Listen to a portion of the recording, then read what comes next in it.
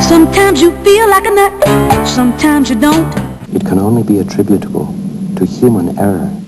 Hi Jerry, I'm just responding to your last Dimmitt show, and well, I wanted to say a few words about what you'd said about your time in Vietnam, and you know, the whole uselessness of that war and the whole uselessness of the current war, really.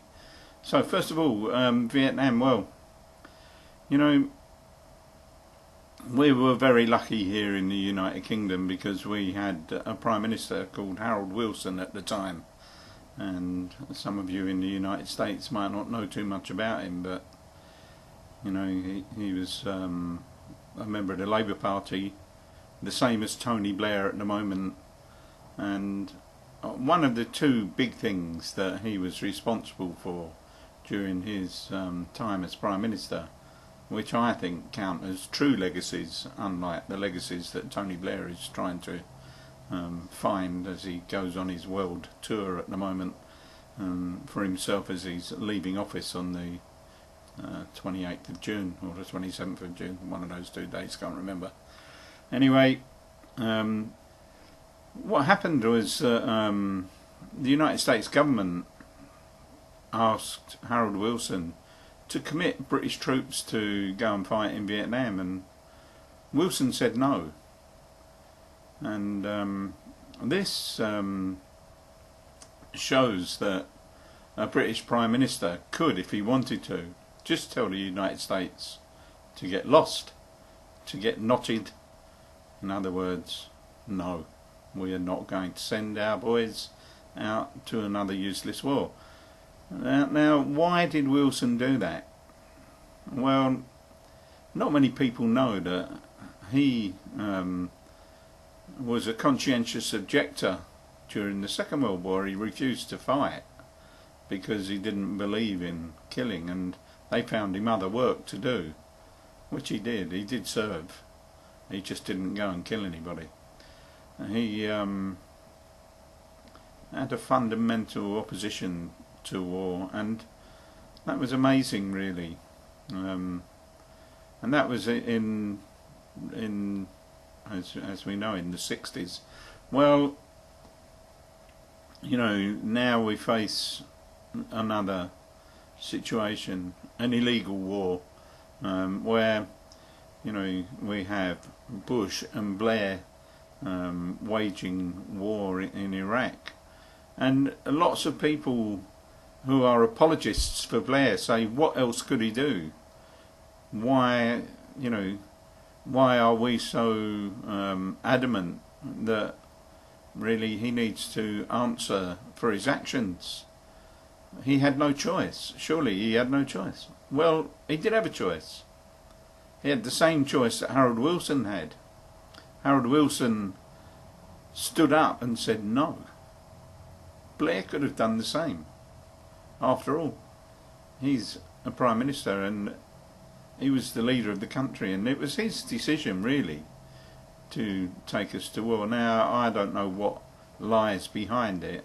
I suspect that when he does eventually leave office, he'll hot-foot it over to the United States, and he'll make tens of thousands, if not hundreds of thousands of dollars from touring the States, appearing on television. You know, you'll get sick of him the same way that we have over here. Of course, he'll be portrayed as some kind of national hero, as he was when he went to speak in Congress and received 10 standing ovations, which was unbelievable for us over here to see.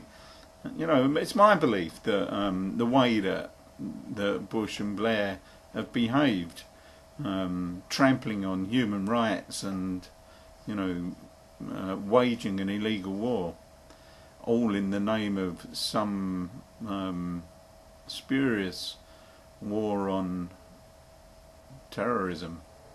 Well, we do know that there are terrorists out there who are carrying out attacks, but how many of them are there? How often do they do this? Well, you know, when was the last time there was an actual terrorist attack on United States soil, or British soil, come to that? Yes, we had the 7/7 disaster, but since then, every time that the police have arrested anybody, it's been very, very difficult to actually, for them to actually pin anything on anybody, because nobody really is doing anything apart from a small gang of, misguided hotheads. Surely, between us, we can deal with that. Our own internal intelligence forces and police forces are big enough. They must be able to deal with it. So, I don't understand where they're going.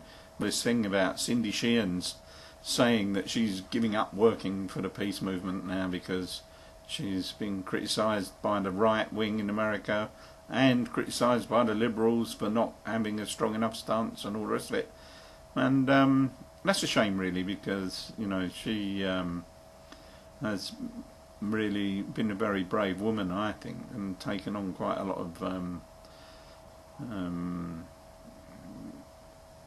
time and effort, put a lot of time and effort into carrying out her activities to get justice for the death of her son and other servicemen who have been killed and maimed during the war in Iraq and Afghanistan, come to that. But one thing she did say, which I thought was quite interesting, was that it's fascinating that the majority of people seem to be far more interested in what's going on television with American Idol. Well, it's the same over here.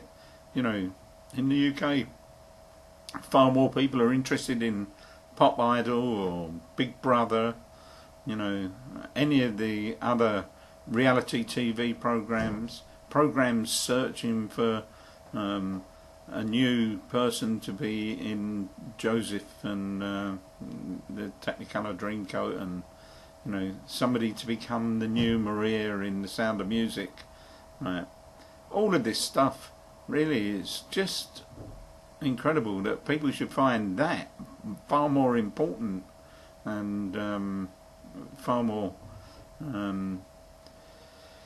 time consuming than what's really going on, and that is the spending of billions of pounds and billions of dollars on an illegal war, when this money could be far better spent on better social programs and better social services, both in the UK and in the US. Well, maybe this is it. Maybe mind rot and just not really having to think about anything is what people are really into. I don't know.